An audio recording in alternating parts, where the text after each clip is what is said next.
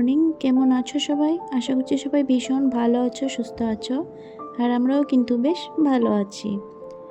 তো এখন বাজে সকাল 8টা। আর বন্ধুরা, আজকে রান্নাঘর থেকে ব্লগটা শুরু করছি। আশা করছি তোমাদের ভালো লাগবে। তো সম্পূর্ণ ভিডিওটি দেখার অনুরোধ রইল। রাতের বেলা খাওয়া দাওয়ার পর যে বাসনগুলি ছিল সেগুলি জল ঝরে গেছে, এবার জায়গা মতো রেখে দিচ্ছি।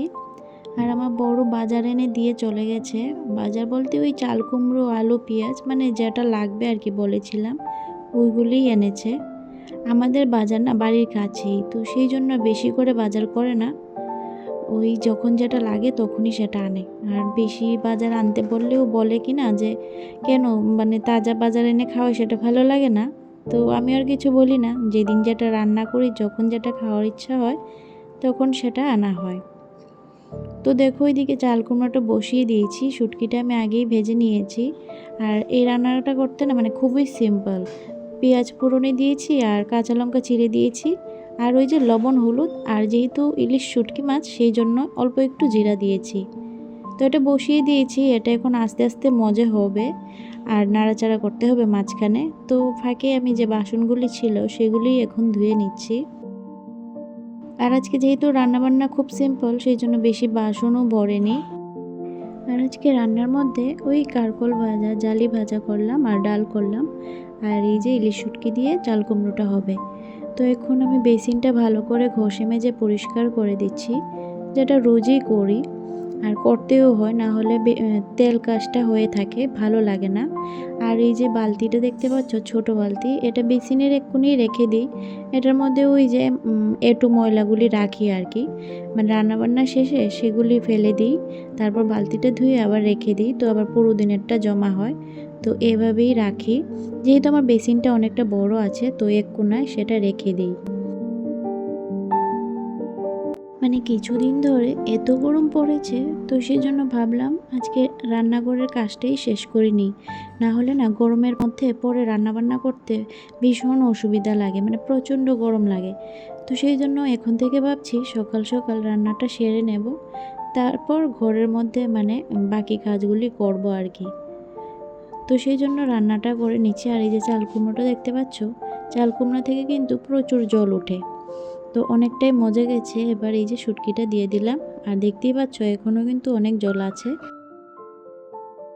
তো জলটা টানলে পরে তারপর তরকারিটা নামাবো। আর এদিকে এই যে ভাজাটা, তরকারিগুলো যা কিছু রান্না করেছি সব কিছু ঢেকে টেবিলে রেখে দিচ্ছি। যে চাল কুমড়োটাও হয়ে গেল। তো রান্না করার পর এই যে চুলাটা মুছে নিচ্ছি। আর রান্না করার সময় যে কটা বাসন ছিল সেগুলিও ধুয়ে নিয়েছি। আর রান্নার কাজ শেষ করে যখন বেডরুমে গেলাম, চলো তোমাদেরকেও দেখাই। হ্যাঁ, এগুলো কে গুছাইছে?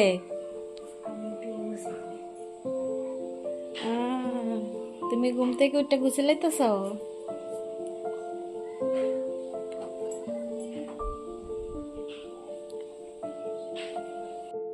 তো দেখতে পেয়েছো বন্ধুরা, ও ঘুম থেকে উঠে বিছানা গুছিয়ে নিচ্ছে। তো আমরা লোকাল ল্যাঙ্গুয়েজেই কথা বলছিলাম।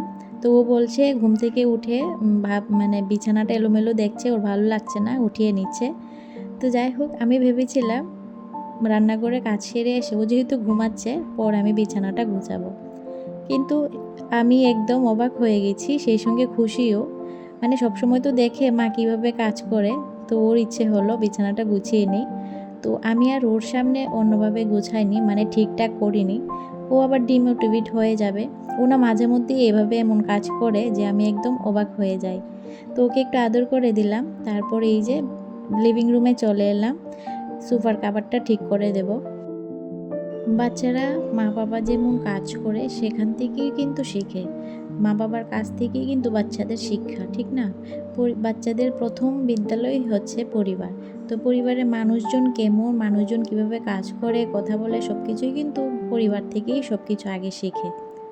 তো আমার ছেলে এই জিনিসটি শিখছে, আমি খুশি, মানে আমার ভালো লাগে এই যে মাঝে মধ্যে কাজ করে।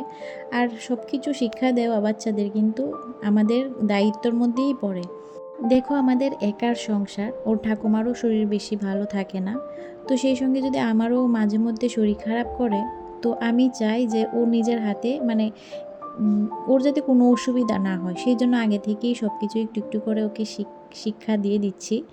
এই যে যেমন নিজের হাতে ভাত খাওয়া, স্নান করা, অনেক সময় আমি কাপড় এনে রেখে দিলে সেগুলিও গুছিয়ে রাখে। আর আমিও সবসময় চেষ্টা করি ওকে মোটিভেট করা। তারপর ওকে খাইয়ে দিলাম, কারণ আন্টির বাড়ি টাইম হয়ে যাচ্ছিল। তো তারপর খেয়ে দিয়ে একসঙ্গে স্নান করে নিলাম, ওকেও স্নান করিয়ে দিলাম। তো এই যে এখন রেডি হয়ে গেছে, আন্টির বাড়িতে যাচ্ছে। তো চলো আজকে ভিডিওটা এখানেই শেষ করছি। ভালো লাগলে একটা লাইক করে দিও, আর সবাই ভালো থেকো, সুস্থ থেকো।